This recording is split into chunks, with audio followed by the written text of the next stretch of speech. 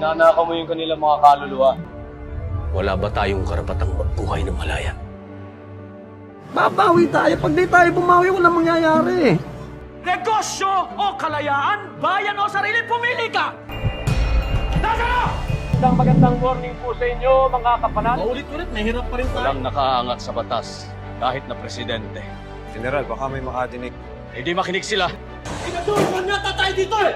Ninong, sinungaling ka ba? Ako?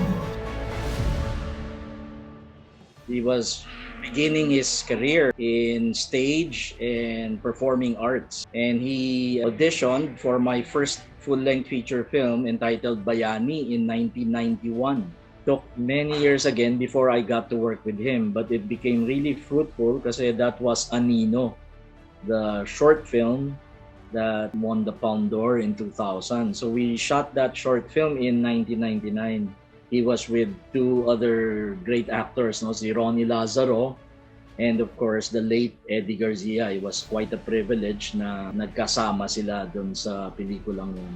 Nung nagpe-prepare kami for General Luna, I was already researching on the actors na bagay dun sa role. I-invite namin siyang mag-audition. He came in and surprisingly, naka-uniform siya nung nag-audition siya. And then, immediately, when he said the lines of dialogue dun sa script, na-feel ka agad namin na na-embody niya yung buong character ni Antonio Luna. So, maniniwala ka kaagad na siya si Antonio Luna. Mga kapatid, mayroon tayong mas malaking kaaway kaysa mga Amerikano.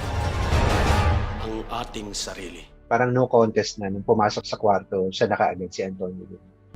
Hintay ka na lang. Lalabas din ang totoo. Ano nga yung totoo? Oh, I've known John for a long time already, even before on the job. Oh, he's superb as an actor, no? A-lister talaga when it comes to acting. Ito yung kauna-unahang time na nagkatrabaho kami. First time ko makatrabaho si Kuya John Narcilia. Parang napaka-technical nung proseso nung pag-build niya ng character dahil mararamdaman mo at makikita mo yung presence ng character na ginawa niya. Napaka-rare nung ganong combination ng instinct and craft sa isang actor, lalo na sa Pilipinas. Doon magaling si John eh. He can really use facets of himself and combine it with conceptual ideas of what the character is in the story. He deserves to be more widely known and I'm glad that it's happening to him. Nung naging lead siya ng General Luna, parang sabi ko, finally nangyari yan. And then, of course, now, parang pinnacle ng achievements niya, no?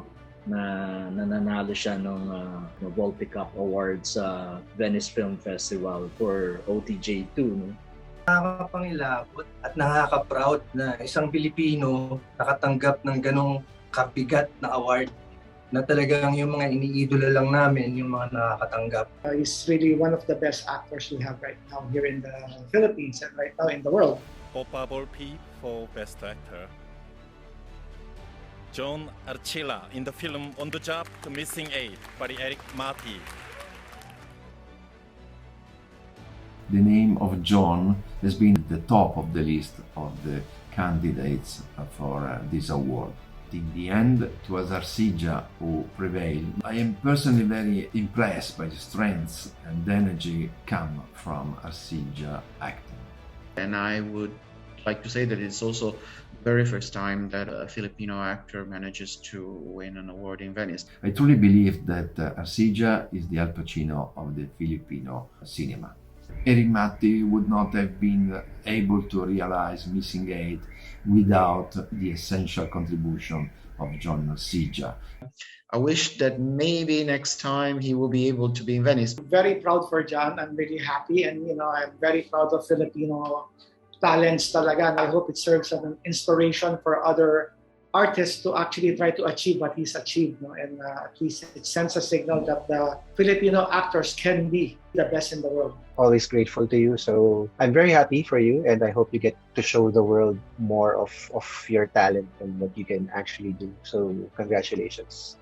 Kuya John, congratulations! Sobrang deserving ka para sa award na yan. Marami kang na-inspire ng mga tao na itaas pa yung level ng Philippine cinema. Sana ay magkatrabaho pa tayo ng maraming proyekto pa in the future. At congratulate. God bless you, sir. Mabuhay ka.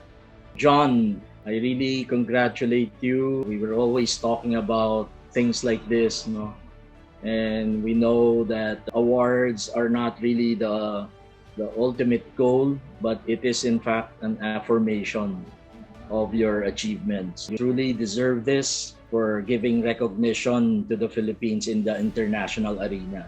Congratulations. I know you've worked hard for this. On behalf of the whole team in Reality and Direk Eric, syempre, we would like to congratulate you. And I hope you keep the passion going. Of course, we hope we can still work together and, win more awards for our country. I hope to work with you again soon.